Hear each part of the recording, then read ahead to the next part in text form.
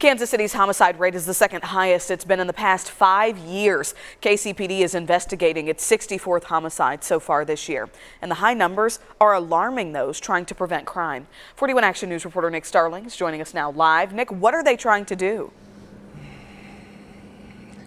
Well, Dia, they are trying to figure out ways to reverse this trend. We're now getting into the summer months where crime typically spikes, and they hope the latter half of the year is much better than the front half. And one of the more alarming statistics is that 40% of those homicide victims are aged 24 or younger. This is where it ends, right here. We met Damon Daniel at a cemetery. Taking a stroll through cemeteries, much like this, you can't help but see the impact of violence when you see someone who was born in '94 and died in 2004.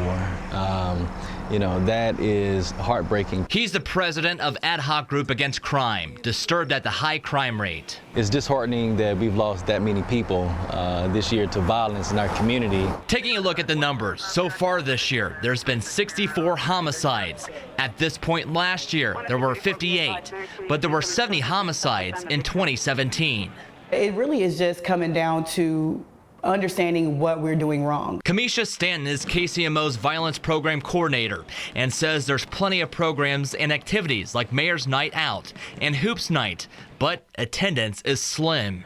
People are not going, and it's interesting because the first thing people say is there's nothing for the kids to do. Last week, they had a meeting with the youth ambassadors, and they had recommendations. That we should come to the schools and we should talk with their teachers and perhaps see if they can offer these events as extra credit, just meet them exactly where they are. KCPD announced last week they are increasing the reward of a tip leading to arrest to $25,000, hoping money talks. $25,000 is nothing to sneeze at. I mean, the biggest thing I think is fear of retaliation. And that's why some say more needs to be done to protect the witnesses of these crimes too. We may need to look at investing in a true relocation program as well, especially when you talk about protecting witnesses who may need to come back and testify to put those who are responsible away.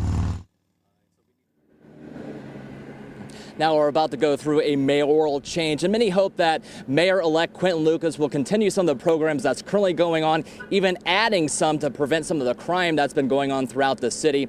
Now, again, if your tip leads to an arrest, you can earn up to around $25,000. Reporting live in Kansas City, Missouri, Nick Starling, 41 Action News.